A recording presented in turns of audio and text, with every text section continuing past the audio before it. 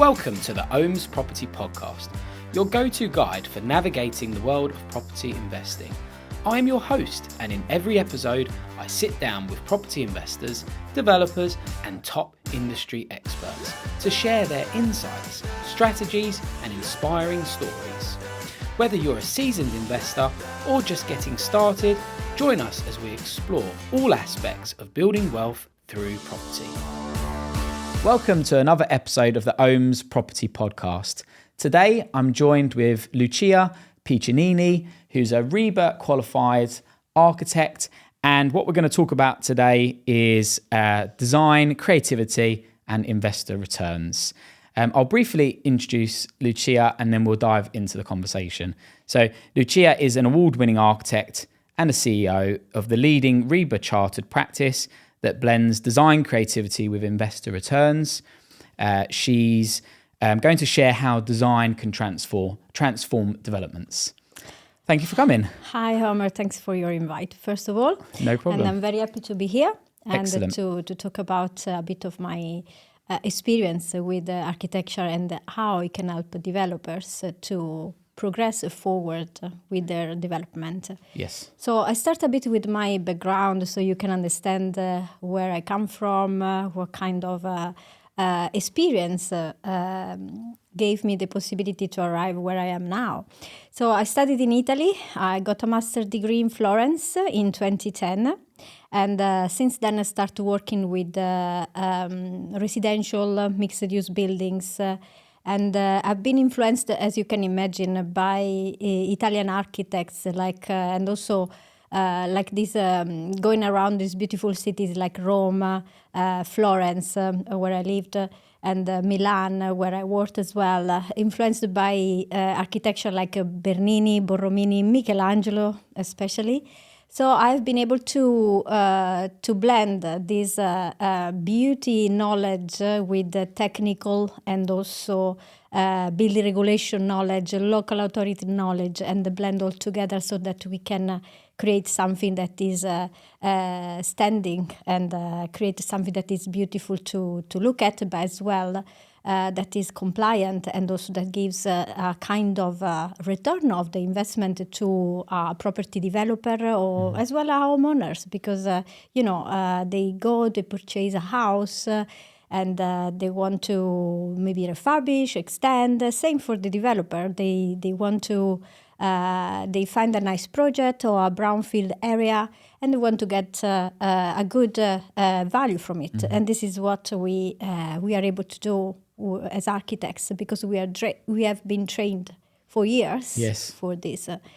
So I have, so as I said, I studied in Florence. I worked there as well a couple of years.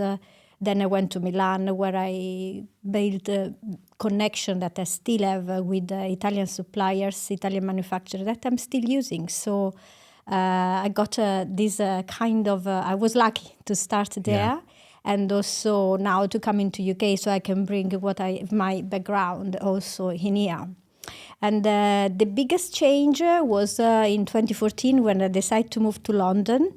And funny enough, at the beginning it was only for an English course. So that is actually was supposed to be here just for a couple of months. And then I found work in architectural field. I started working with developers in different type of projects, that from a small project to a large scale development.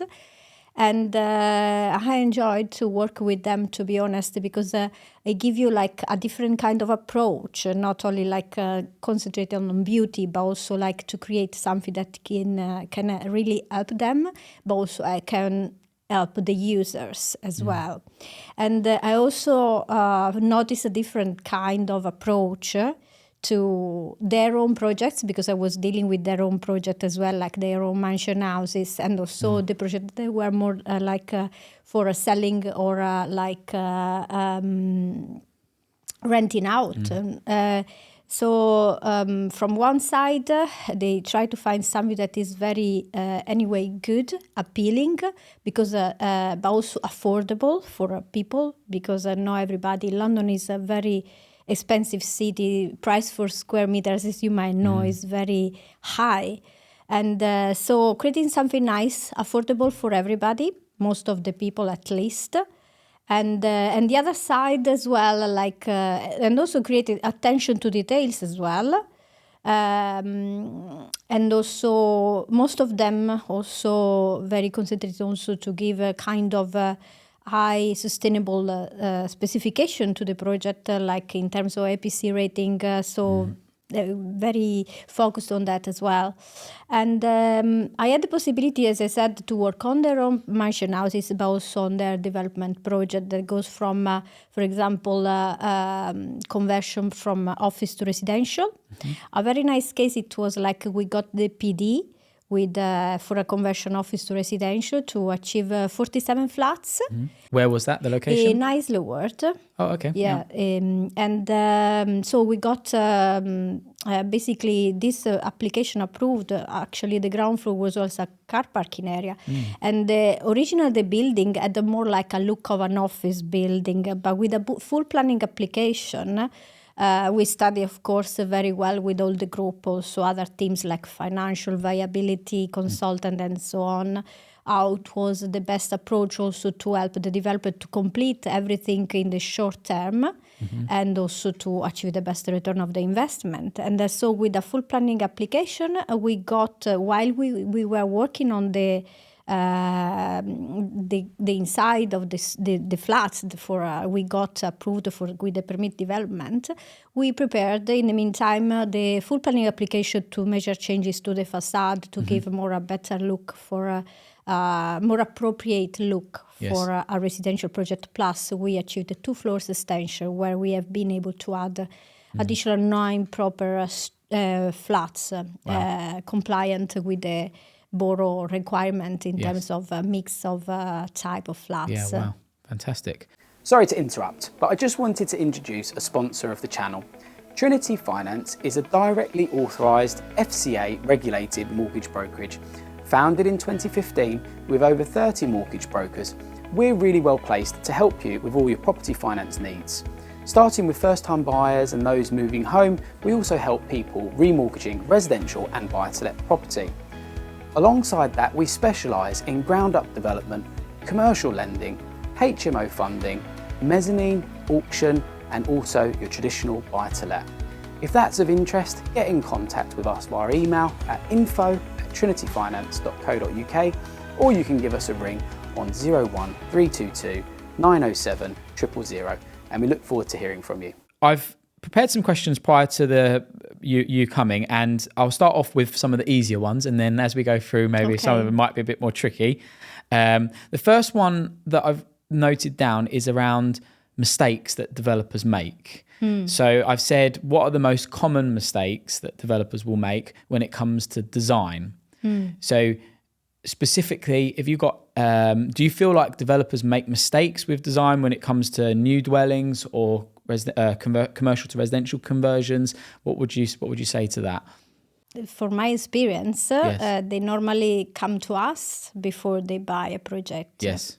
So that we can understand ahead what they can achieve from this property. Because sometimes they might not be aware about the planning rule in that specific area, and also you need in some cases to keep a certain distances from the building around.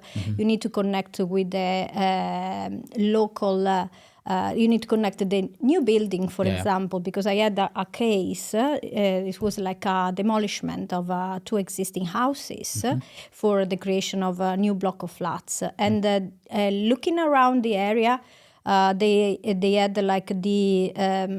they were very, very tall buildings, not far away, 200 meters. But that particular area, it was considered a suburb area. So the maximum height allowed, it was much shorter. So they didn't consider this.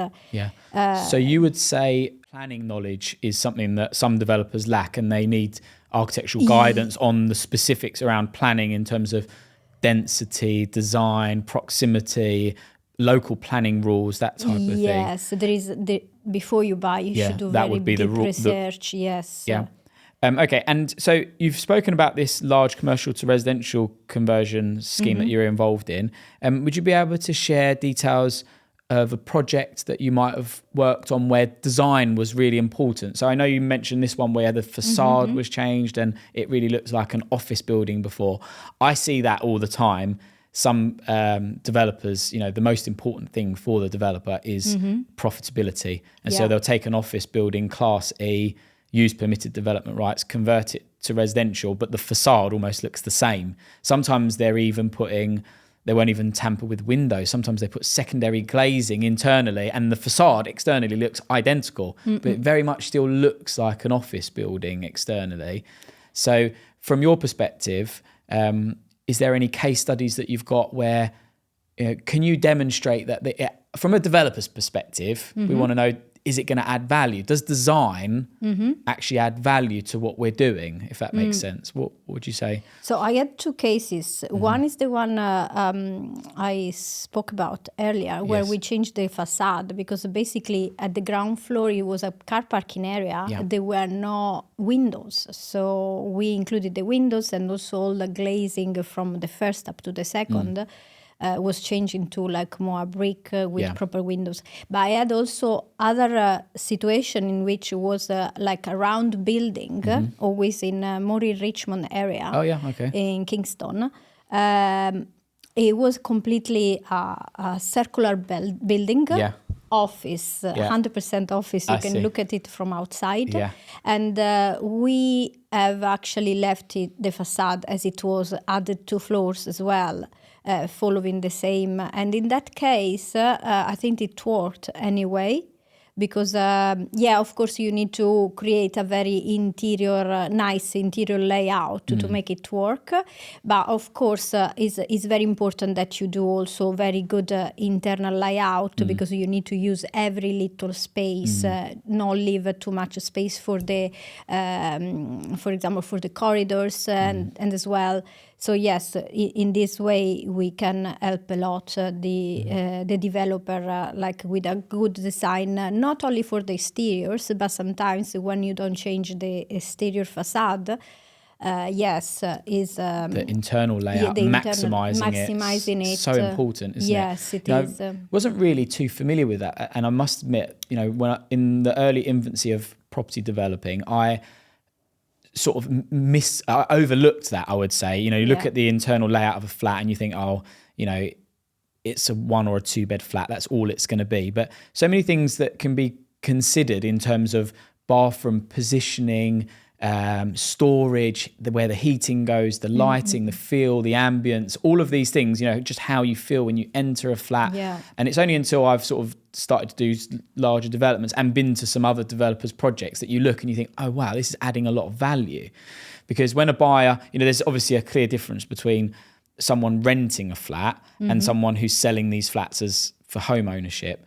Some developers really focus on this like small 37 to 39 square meter studio type maximum rental 1 bed flat studio type flats, and they have no ambition of selling them. It's purely commercial to residential on the basis that they're going to hold this rental unit. Others are going for 2-3 bedroom flats and they're selling them for more, to luxury flats to premium buyers. And so that design's even more important on those, isn't it? Yeah. So it's only until I've seen actually firsthand how important that is. When you go inside, so developers are obviously using interior architects, working specifically with kitchen designers and staging properties and all these things, but they're so important actually. And if you don't look at them, you may offer something which is, the product might be quite bland, I would say. And your potential buyer who comes in will look at the space and perhaps not be able to envisage what that's going to be like to live in. Would you agree? Or? Oh yes, I agree 100%, because I can say, yes, the use the space is quite important, as well as use the right light, for example, for each ambient. When you can, the good disposition of various space of the house, let's say a flat, like if it's north facing, east facing, and try also to for example, also from the perspective of buildability, it will be much easier if you locate the bathrooms or the kitchen in a particular location all together close by, so that you can use the same pipes as well. And as well is important how you make the flat or house welcoming with the right materials, maybe a nice finish. It can increase the possibility to rent it out faster, and also it can increase also the value of the flat, so you can sell it at a higher value and faster. And also is important when you before you start as well, you do like your own research with the with the marketing, which area, this area is more for example, student, or this area is a rich area, so I can do these other type of finishes, because as well, you don't want to do something very expensive and then people they cannot really afford in that particular area. You need to, first of all, see what kind of demand there is in that area in particular, and then you create something specific for the customer. That's really, really a good point, actually, and something that's just jogged my memory. So last week I had an inquiry come through to the business for a fairly new developer who's just got planning for conversion of a commercial premises, which he's retaining commercial on the ground floor, but changing the uppers, which are all offices, into 9 studio flats. And he's quite a newbie developer, but he's got some construction experience, so it sort of naturally works quite well for him. He's been doing other people's projects, now he wants to do his own one. And all of the studio flats were 37 to 39 square meters, and I presented this deal to a number of development finance providers, and he told me at the beginning that he would consider selling all of the studio flats, which obviously there's 2 exits. You either rent them and refinance and keep the property, or you sell all the flats. So I said to him, are you sure that's kind of your strategy? Because they're quite small studio flats. And he said, yeah, I want to sort of get in, get out, pull my money out and then go again. And I put this deal to lots of funders and said, what do you think about this? And pretty much all of them came back and said, is there demand for 39 of them, 37 or 39 studio flats in this location? Because the demand for landlords and buy-to-let investors to buy them has dried up with lots of legislation. Homeowners, do they want tiny little micro flats, or do they want larger 1-bed or 2-bed flats, perhaps in different buildings? So you'll be surprised, lots of funding providers, depending on the scheme, may say, we don't want that, we want this instead. So we actually got a lot of pushback on that, and it needed to be changed. So that's really relates to your point about, the financial viability of the scheme the person's doing, location. Is it a high value area, low value area that translates to finishes? Is it a purpose-built student accommodation, or is this a build to sell? And do they have balconies and gardens and parking and all these considerations? They're so important that people get this stuff up front. Yes. And it's like, who do you speak to about this? So would you say you have these conversations with clients regularly, or how does this work with your sort of day-to-day job? With the people I've worked so far, yes, this is the approach we do. Yeah. But if, for example, there is a new developer that is starting with a new project, maybe he did something, so then we guide them by each step. I see, yeah. Because we want them to be prepared, so we share with them our experience with very, very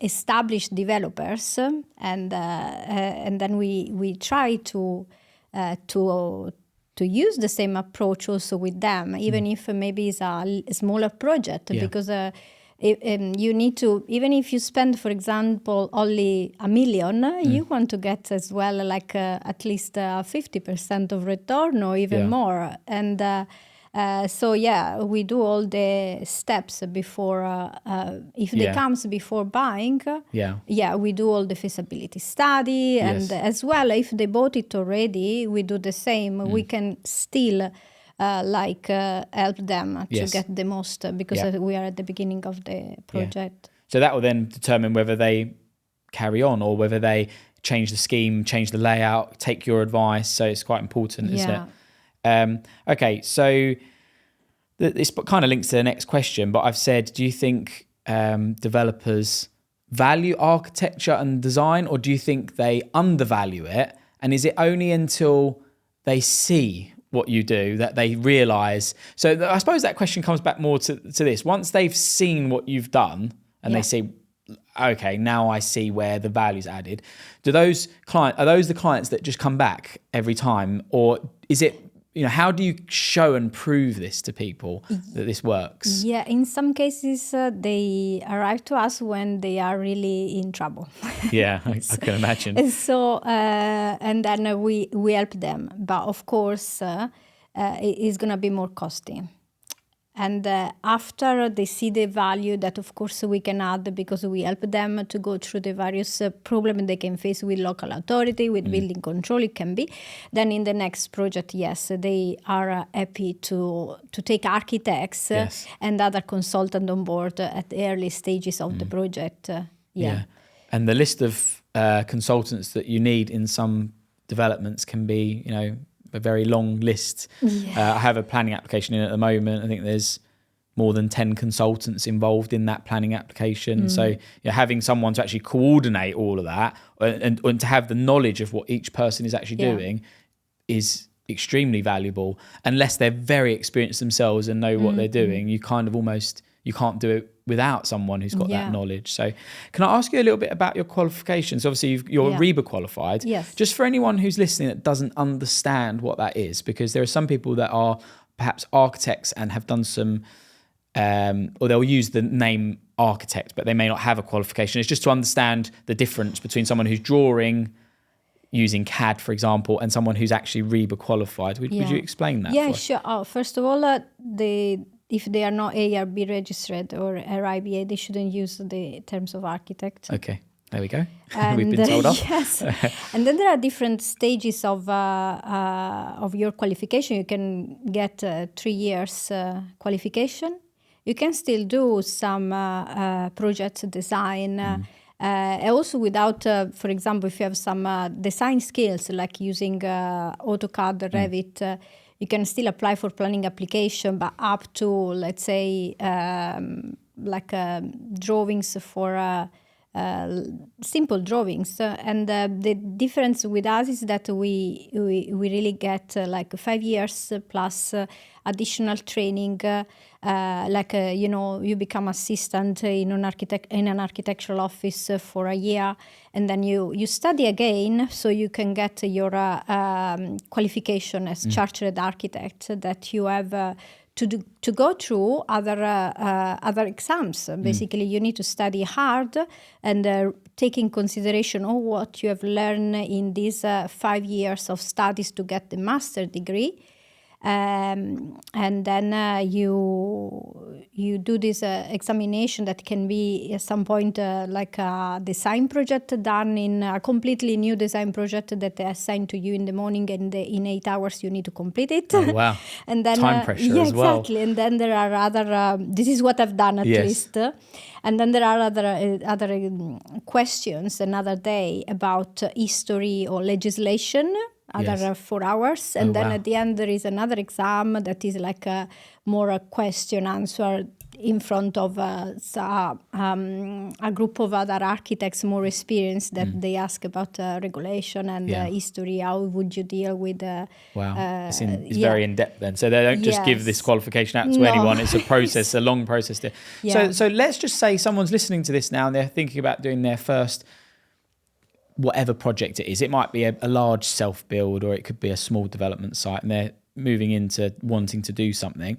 How important is it that someone is dealing with a REBA chartered architect as opposed to someone who is just using some AutoCAD software and is not a qualified architect? What is the difference? What are they going to get? If you could you explain that as well? Yes, from my side, we are more prepared also from the technical point of view, like construction details, buildability of a project, because you can create a very beautiful project, but then maybe you cannot build it easy. Because of underground pipes or sewers and various things like that are there? Or there are a lot of things. For example, even in a little construction details, you need to analyze each kind of layer that goes in the wall, for example. You need to be aware about a lot of things altogether. That is, as I said before, there is a technical knowledge, there is the historical knowledge, and also local planning authority knowledge. And also, once you get the planning application approved, you need to be very well prepared. And that's why we do constantly training to update our knowledge to be in line with the latest building regulation. When you do after the stage 3 planning application, you have the building regulation drawing that needs to be approved by the building control and the warranty provider as well. And warranty provider as well. And all these things, basically you have a guarantee, because there is like an association that keep track of also the records of your training that you do. And so it's the technical knowledge and it's the technicality of all the stages of drawings. So you've got like REBA stage 1, stage 2, stage 3. As you move through those, it's all good just getting planning, isn't it? You've got planning, you've got this drawing, it says you can build this. Now it's viability, it's can this be built? I'll give an example. I mean, a client of mine actually bought a site and it had 2 major problems with it. He didn't know this. He came to me after he'd purchased the site, actually. So first one was there was a sewer that was basically running within about half a metre of where the proposed dwelling was. So, and there's a rule that you can't build within 3 metres of a public sewer. So he had to either move the public sewer or move the position of the approved planning document. So at planning, that was not considered. The second one was part of the building to the right-hand side was actually being built into a bank of soil. So it was sort of a basement structure. And he, again, not under any fault of his own, it was just a bit of naivety, I would say. He didn't realise that, to either move that bank further back and retain the soil, the cost implications of doing that, or to have the soil touching the building and then have this tanking construction and all this basement consideration would have added significant cost. So he was hitting 2 things. One, actually you can't build it without substantial cost. And if you can build it, there's this cost you've missed.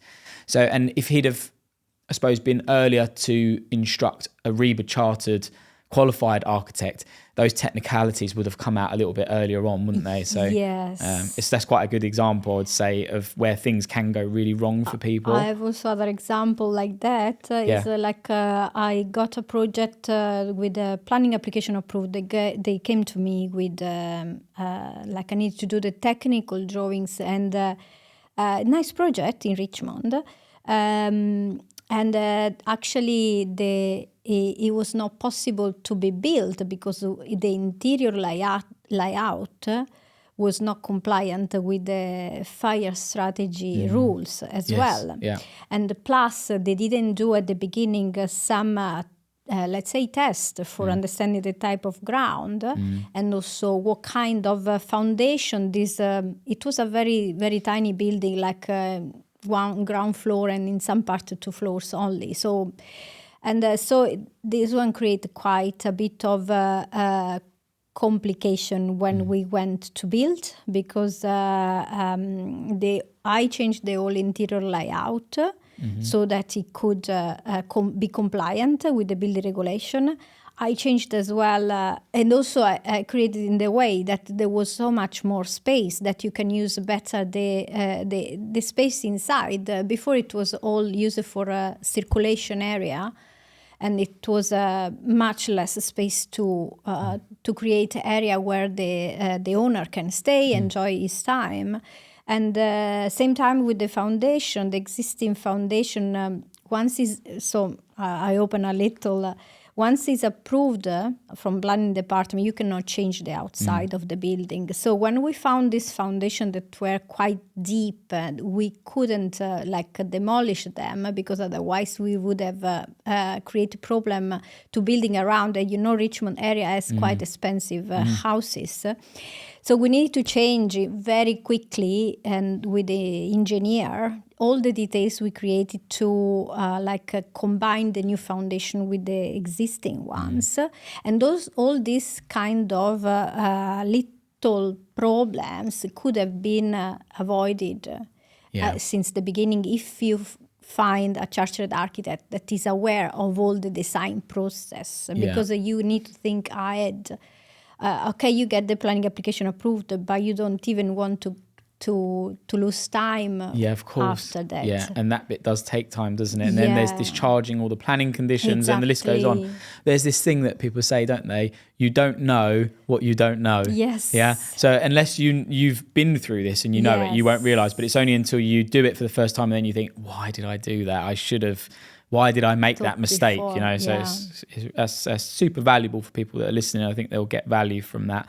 I've got another question for you about, obviously this is quite a unique one, because I don't know if you have much knowledge about how planning permission and building new houses works in Italy. Obviously that's where you're originally from. But in the UK, we seem to have these fundamental problems with not being able to deliver enough housing, and huge demand for housing and the undersupply, and it seems to be getting worse and worse and worse. And there's lots of talk about this in the press at the moment as well. So I just wondered, from your perspective as an insider, someone who's actually helping people get planning permission, drawing things, seeing them actually being built out with all the technicalities, if you had to say, what are the biggest problems that we have here in the UK with creating more housing? What would you say that it falls down to, and any particular reasons? Well, this is something that I always experienced since when I came into UK, and the situation so there is, each borough needs to achieve a certain number of flats by a certain year. This is their housing targets. Yes, the housing target. Yeah. And I found in some cases that the developer wants to help to achieve this result, and then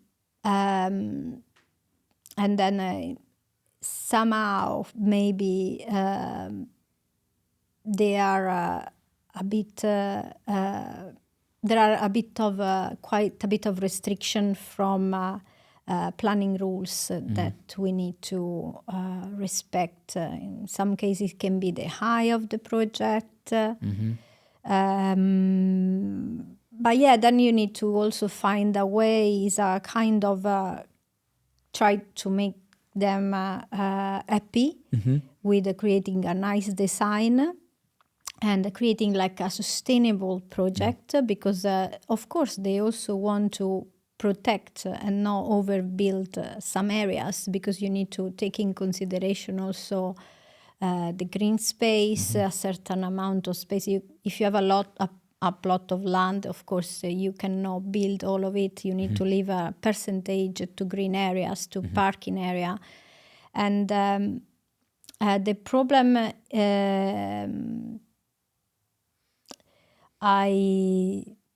I see a lot of building going around in my area, and also I worked in a very large-scale development with the main contractors, and I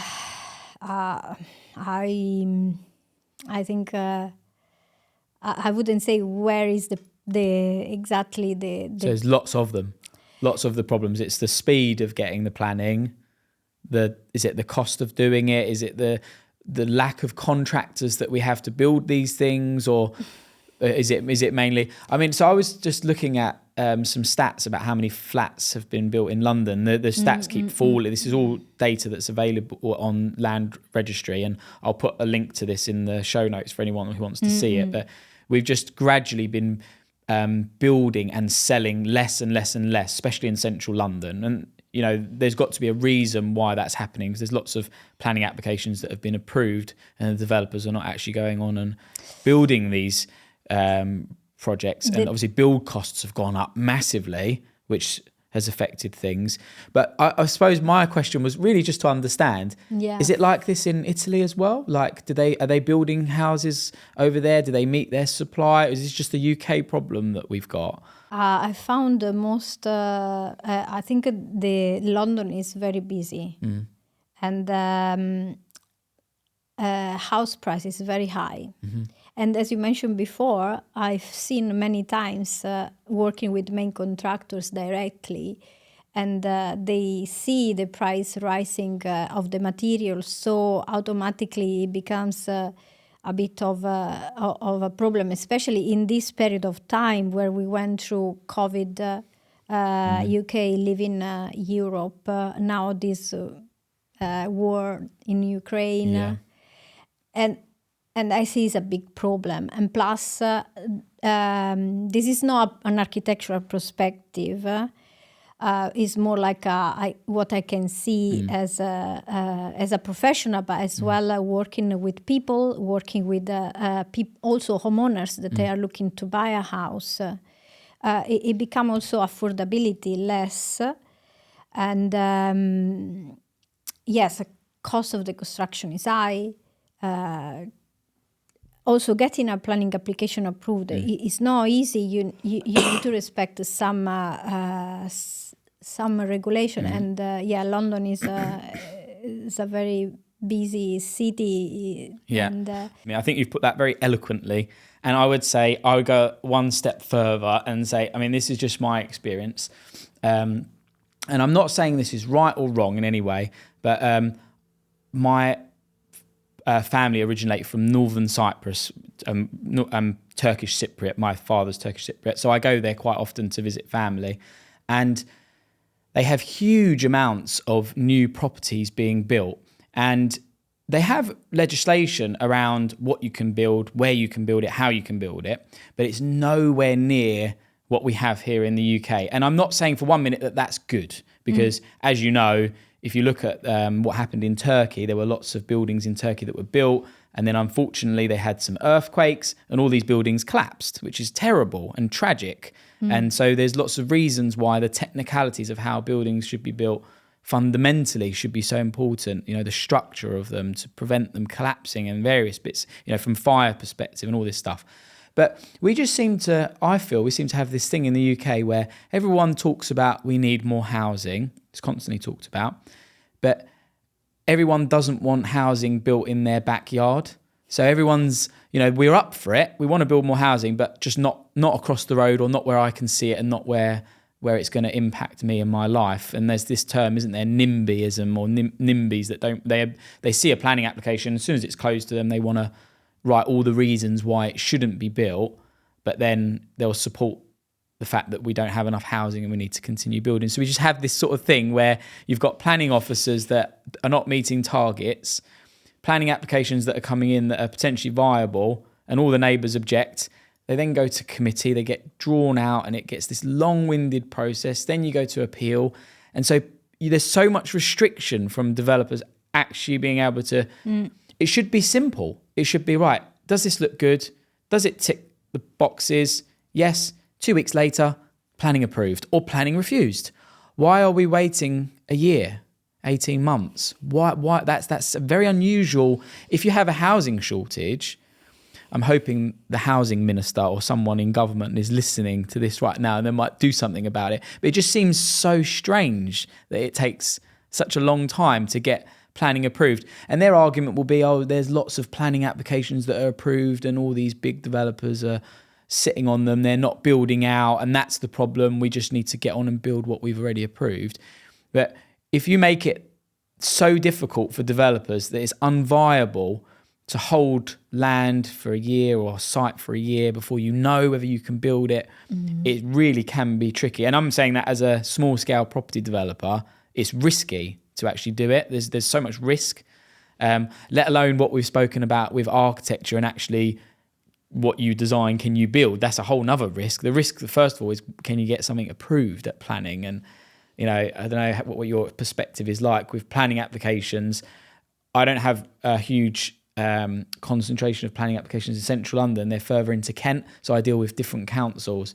I think central London, like if stuff's quirky and it's design led and it's takes into consideration the environment, it's got a green roof and solar panel, it seems there's more chance of approval, isn't there? But yeah, and as you said, I found a case in which the planning department wants approve something that is much smaller and is not feasible for the developer, because by the time you buy the materials, you build it, you pay the main contractors, you pay so there is no profit in the project sometimes. So there should be a more way of understanding the situation, and that's why we include the viability consultant to help them to understand that this is not possible, because otherwise it wouldn't be